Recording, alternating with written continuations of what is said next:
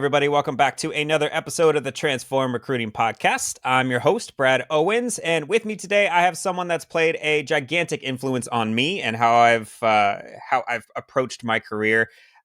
He currently runs a firm that's on the smaller side, focused on HR recruitment. Mr. John Bernatovicz. Hello, sir. Wow, Brad, that's quite the introduction. I didn't know I meant that much to you. I knew we were close friends, but man, now you make that's pressureful. Next time I got to buy lunch for you. Next time we're together for all those kind words.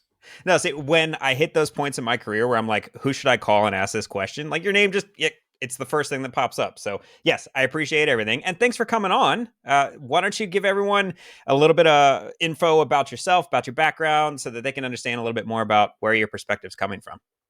Yeah, awesome, Brad. Thanks.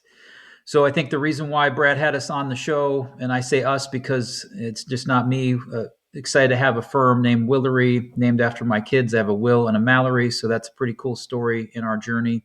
13 years in the recruitment staffing space, and we evolved into consulting as well. And so at Willory, on the staffing side, we do direct hire and temporary placement support for clients. Typically, mid-sized employers are our target market customer. And we're placing all range of employee size or all ranges of positions in HR and payroll. So we've placed interns and admin all the way up to CHROs.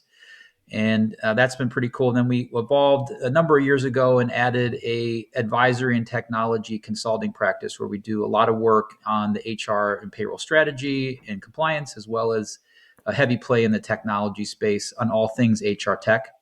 And so that's been really cool.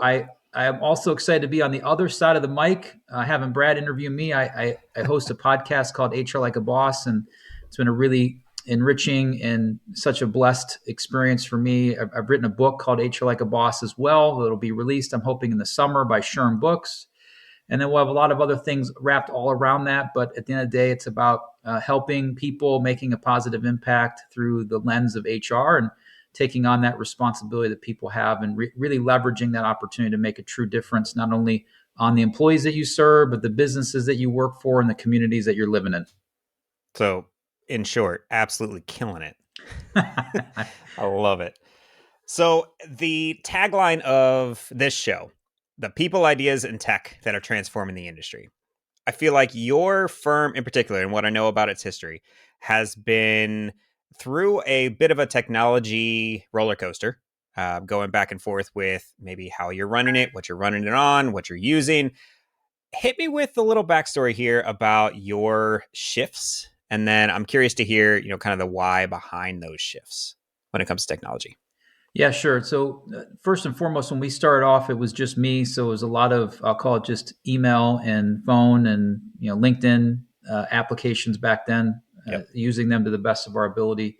As we started to grow, we put in kind of the leading, at the time, applicant tracking system for a staffing firm, which is Bullhorn.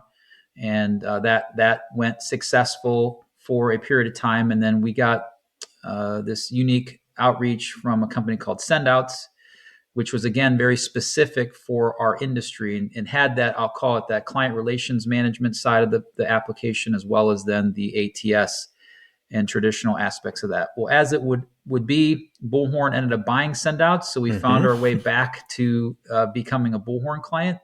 So that was the first, I'll call it 10, 12 years of our technology migration. And then as we've grown and as our needs have changed, we put in a specific sales and marketing CRM inside of our business. That platform doesn't have any applicant tracking tools.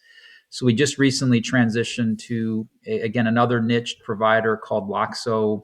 That's kind of I'll call it a rising star based upon their CEO and some of the platform expertise that they have around some of their machine learning, AI, and just that I'll call it that candidate relationship management tool that we did not see the value inside of our existing platform. So I've been on Loxo for 6 to 9 months. It's been a good experience. We feel Loxo is more aligned as far as firm-wide and culture to who we are. They're smaller, kind of upstart. We understand the aspirations of their leadership and where they're going. And we had a really fine experience with Bullhorn. I think they outgrew us or vice versa. And it just felt like the right transition for us to make. And my staffing team has been really happy with it. And we're looking at ways to integrate it further within our, I'll call it HR tech stack and our applicant tracking and business tech stack. That's probably, to me, the most challenging part of these new age systems. APIs sound really cool and they're easy to spell, but they're very difficult to make them work. And a lot of the standard middlewares that are there, like Zapier and whatnot, that claim these things that they can do, well, that helps to a point, but there's typical further integration that we're looking for. And sometimes for a firm our size, it's hard to make the investment in making all those systems tie together in a way that you feel like no one has to duplicate any data entry. And so we have to make some compromises in that regard. But that's been our journey. And I think as a technology consulting firm, we've really taken our own advice in assessing and evaluating that system, having a good team around us to implement them. And then the last thing I'd say is we're big on stabilizing the application first, then optimizing and transforming it, kind of taking that journey with the technology, and that you can't build upon something without a good foundation. So we're in that process now, and then we can optimize it to leverage some of the different tools and then transform it. Like how we do business is based upon how the technology is built, not necessarily how we want to do business inside of our organization.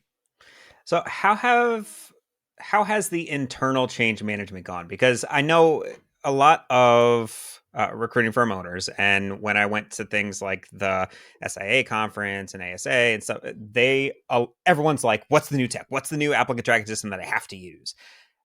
Yeah, there's this cool shiny stuff and great, but and they change so fast they don't really get to that optimized point that you're talking about. But how has the internal change management been switching around? Have you had much pushback? Have you had relatively easy adoption? How has that been? Yeah, I would say definitely in all four of those implementations. I'm thinking about it, right? So we went from Bullhorn to send out to Bullhorn. So those were three implementations, and now this last one. We had a very engaged team interested in leveraging the kind of more modern based technology, so that they were interested, they were involved in the buying decision, they were a very important part of the implementation. So that part of it, from a change management standpoint, it was they were willing participants. They wanted us to make the change. We built some. I'll call it some rails around that implementation to increase our chances of success, based upon just the consultation we give from a consulting perspective, just kind of taking our own advice. Doesn't mean we haven't tripped and fell and a couple things didn't work out the way that we expected them to, but by planning and preparing, over communication, proper project management, I think we've been able to mitigate some of the risks that are associated with implementing new systems and being overly communicative and inclusive with the people that are affected by it. Luckily, in our size firm, it's less than two handfuls, so we're not talking about 1,000 people or 100,000 people in some of the clients that you're serving, Brad. But it's so that the scope of impact is much smaller. But I think the change management philosophies are still the same: evaluating where you think the roadblocks are, preparing for some of the politics that might come along with it. Someone might be upset about a lost piece of functionality, and just understanding you kind of have to take the good with the bad. And we've experienced that with this latest. There's been some really good improvements, and there have been some things like, hey, wait a second, we liked how our old application did this, and this new one doesn't do it that way. So we've had to evolve in that regard. But my team, through our leader, director of staffing's expertise and tutelage, as well as some outside support, have really managed that change in a way that, again, it's been effective. I'm not going to say it's been a non-event, because that's unfair to say. No change in technology is, but they're being more efficient with their job, and the tool we've been able to leverage things inside of that to better serve our candidates and clients than we had previously. What is something that you feel like is a feature of that is making their jobs easier? What is part of that you're like, oh man, I can't believe we haven't had this for so long? Yeah, the integration on the I'll call it the candidate experience has been significantly better in our regards, and our chance to leverage technology inside of that. Where in prior worlds, it was really a manual based process for us to communicate on events to people. And now we can really do that in an automated format through some of the workflows and the automation that are built inside of that. And we're also able to leverage some of their texting platforms to open up that line of communication in a more automated way to candidates, because some love to get a phone call. That's me. I'm old school. Some prefer an email. I hate email, so it wouldn't be me. And some love texting.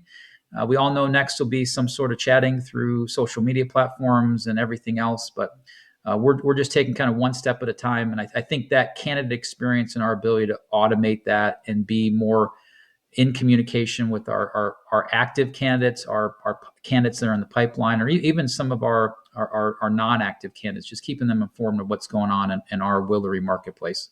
Sure. Keeping everyone warm. Makes sense to me. So where do you feel like if you had unlimited money, unlimited budget, unlimited people, what is the current pain point of this tech stack that you would try and solve first? Yeah, I hinted at it before, Brad. It would definitely be on the integrations between our various platforms. I've been selling technology for 27 years now, and I've gone through this evolution of how the world evolves from best in class niche provider to fully integrated, one application does it all, back to best in class and back and forth. And what I've seen that's worked the best is finding some cornerstone technologies, but then really getting into those niche service providers. So they just do a better job because they're in that space and that's what they do. That's all they're focused on. In the example of Loxo, that's a great example. However, it creates some inefficiency because our CRM sales application needs to talk to that ATS, needs to talk to our accounting system. We have a completely different consulting practice that runs on a different platform. So just getting all those systems to integrate better with each other in some seamless format and it to be affordable for us to make it happen so that we're not duplicating a bunch of entry or we're not missing something, a bill rate being incorrect, the client not getting billed because the applications aren't connected together, or someone having the wrong keystroke and the hourly rate's $130 instead of $13.25, right? Right. Those are all things that have happened once or twice before that we had to fix. And so that would be the number one thing from my perspective that I feel like as a small business, we don't have endless amounts of technology investment budget, and we have to meld these things together into the best of our ability. Sure. So that's talking about flow of data. I mean, there's one piece of data that maybe all the systems need, and then there's another piece of data that none of them might need. So yeah, it's very interesting to see what some organizations have decided is like, this is what we're going to stake everything on. This has to be integrated. This is perfect. And then for others, they're okay with that swivel chair experience. So yeah, it's interesting to hear directly from you about what's kind of the pain point around that. What do you feel like? Let's get outside the tech stack here for a minute. Let's think about in generalities of the recruiting industry, period. What do you feel like is... Well, here, I'm gonna give you a little bit of a different question because I've asked this question of like everyone, but I want to get your take specifically here.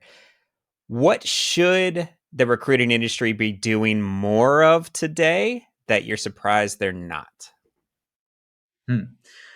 Yeah, I think at the end of the day, to me, it's about helping clients for us fill the open positions that they have to the best of our abilities as quickly as possible. And I think, in my opinion, there's a disconnect that happens with some clients where we maybe feel as if we're in conflict with them as opposed to not in support of them. And to me, it's an odd thing for them to hire us. And in some cases, there's a contingent aspect to it, or we don't get paid until we do it, and they're trying to protect their budget. I really feel like there's an avenue of synergy and kumbaya, I'll call it, between a client and a recruiting firm that we can all align on, that we're in this together. At the end of the day, what I tell clients is that we want to make sure you fill the job with the best possible candidate. If it's ours, great. If it's your own, great. If it's from another firm, that's fine too. But let's just be open and communicative and aligned on that common goal. And let's stay in communication about it. I think that getting ghosted by candidates, getting ghosted by clients, that sucks. It doesn't feel good for anybody. And you kind of, when you don't know, you start running around and telling your stories a lot of different times that maybe things are not necessarily true. You overanalyze every email you send or everything that you talk to a hiring manager about. When in actuality, it's just they usually don't have time, or they've gone on to the next thing, and we're no longer important to them because they've filled that job. To me, that just doesn't feel right in the spirit of that relationship and partnership, because 6 months from now, they may need us again for a more important hire, or one they've had a hard time filling, or even worse, for that hiring manager, they might lose his or her job. And guess what they need? They need our support to help them find another one.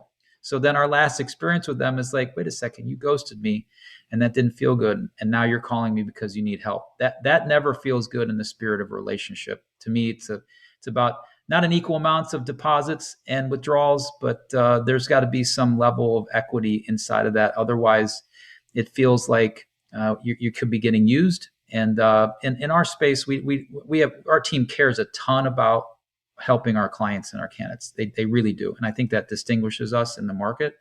And we're devoted to the HR and payroll community. I mean, those are our people. And so we really want to build those relationships. And I think overall everybody could do a better job in that. Recruiters can do a better job not sending them any candidate just so they can get an invoice sent out. That's not good. And then clients should be, open and communicative and honest about the progress that they're making. And if we all act like big boys and girls, then my guess is we'll get more done and we'll enjoy it along the way. What you mentioned there, I've heard put by another firm leader as they never want to feel like they're the grudge buy. Like they don't want to be like the last resort. Fine, I guess we'll call this recruiting firm. Like no one wants to be that person that they get a phone call from and says, I guess I have to use you on this one. Like that's not what we want. And to your point, this goes back to building good relationships. And that's not something that automation or technology or even AI or anything like that is going to truly build a good relationship. It can do things like keep people updated. It can do things like keep people warm for you by saying, hey, we haven't heard from you in a while. Give me a call or something like that. It can't build that relationship. What have you found successful in building those client side relationships? Is there any advice that you'd give some young and upcoming recruiter? Yeah, I mean, I think the first thing is, and I mentioned it before, I think societally things have changed. I'm old now, or middle aged at least, and my experience, I can say I remember when I first got email on my computer, right, and was like, oh my God, what is this thing? This seems neat. And then the next thing I know, 5 years later, it's what consumes a lot of people's time and energy. And so I built relationships just meeting people for coffee or calling them on the phone or having lunch with them or going to a sporting event together or having that fellowship and camaraderie. And then email came along, and then texting came along, and then social media came along. And that requirement to build that one-on-one relationship with you, Brad, or hiring manager A or B changed. And I think that you can do an okay job. You can supplement your relationship building through these social media platforms, and you can showcase to so many people that you're writing a book or that you got a new dog or whatever the case might be that happened in your life. But it's nothing like that one-on-one rapport that you have with a human being, and the fact that you can create a connection with someone like you and I have. Like you and I remember meeting you at Disrupt HR, and I was like, that dude's really cool, and he's good at presenting. And we then became friends, and I feel blessed to have you in my life. And now I'm on this podcast, and I don't think that would have happened if we hadn't met at Disrupt HR. We probably could have had a relationship through email and phone, but it just was different in that individual connection and community that we were able to create through our fellowship. So I would say to a newer recruiting manager, sales rep at a recruitment firm is once a week, call someone that you care about or you want to care about and take them out to lunch, buy them a cup of coffee, even if it's virtual. Just build a rapport with them, get to know them, find out about their family, their kids, their personal interest, what makes them tick. And I still believe that people buy from people that they like. And I think it's easier to like someone when you really get to know them as opposed to what you're seeing just on social media or through email exchange. Yeah, John, I don't know if we would have talked a whole lot if you hadn't been, God, what was it that year? You were on stage. You started a flash mob of Macarena. That was Yes. it. Yeah. Had the entire auditorium doing the Macarena, which I thought was amazing. With the There were a co-founder of few. the There show, were a good few job. that were not because they were looking at me like I was a total idiot. Mostly those men out there that don't like to dance. I'm not going to stereotype them, but yeah, I just posted something when I got my book signed, or it's not signed, when the publishing agreement got done, and sent the manuscript to Sherm Books. I did this stupid, like I texted my marketing director because she's been so helpful with me, and then I was like, maybe I should share that with the world that I just did that. And I got so many cool, like that was awesome. And I had a few people like really ragging on me. Like one of my buddies with a text me, take that down. You look like an idiot. I'm like, perfect. I'm going to make more of those. Right. You'll get remembered. That's amazing.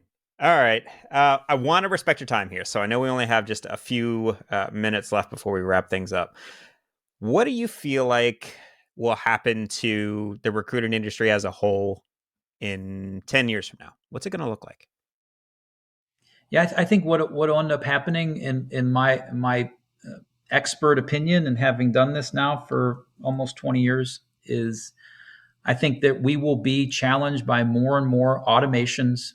You mentioned the word AI, machine learning. Those technologies will continue to advance themselves beyond where we are today.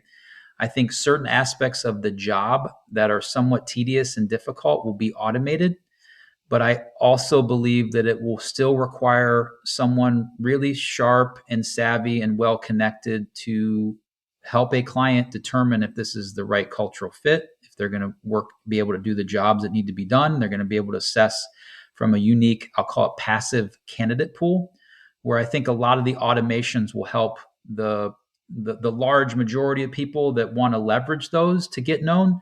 But there's going to be still a significant number of great candidates that I would say employers are going to have a hard time finding on their own because they just can't work searches like search firms can. And I think that there will be a higher value on that. So what that tells me is there'll probably be a little lower volume. There'll be a higher premium potentially on the pricing for a recruiter. So I see fees going up. And then I would say, I hope, last but not least, that those relationships with those clients and recruiters improve because the value is seen and the need for it. I can get behind fees going up. I think that would be amazing for everyone. That sounds like a perfect thing. Let's do that. Well, that's perfect, John. I appreciate you taking the time out to talk with us today, to share your insights, to share your past experiences. I know there's a lot of folks out there that feel probably just the exact same of like, man, these technologies are cool. I really wish they integrated together. None of this is really going to replace creating a relationship, which is the most valuable thing I can do. So is this really that important? The whole point of this is to bring up the ideas that, hey, look, y'all, you're not alone. Everyone's trying to deal with the exact same stuff, but everyone's going to approach it a little bit differently. And I feel like with you and your firm and the small niche that you got yourself part of, I think it's perfect for your use case. I think that's amazing. I know they've got a good leader and they're going to point them in the right direction. Someone who's got high volume, crazy, trying to put 20 people at a call center tomorrow kind of thing, they might have something completely different. But I think for your use case, I think this sounds awesome. I appreciate you sharing your insight. Where would you like people to find you if they want to hear more from John? Yeah, awesome. Twitter is John Bernatovicz. Last name is Bernatovicz. There's no spelling quiz for that. You can also find me on LinkedIn. And then my company, Willory, is Willory. And last but not least, you can Google HR Like a Boss. That book will be released in the summertime. And I really appreciate, Brad, our relationship and your continued thought leadership inside of the recruiting technology space. Keep it up. You're doing an awesome job. Absolutely, man. I appreciate that. And for those of you that want to find some more from this podcast, it is transformrecruiting.com. Feel free to send me an email. I'm Brad at transformrecruiting.com, or you could do hello@bradowens.com. So look forward to hearing from everyone. Thanks so much for stopping in yet again, and we'll catch you on the next one.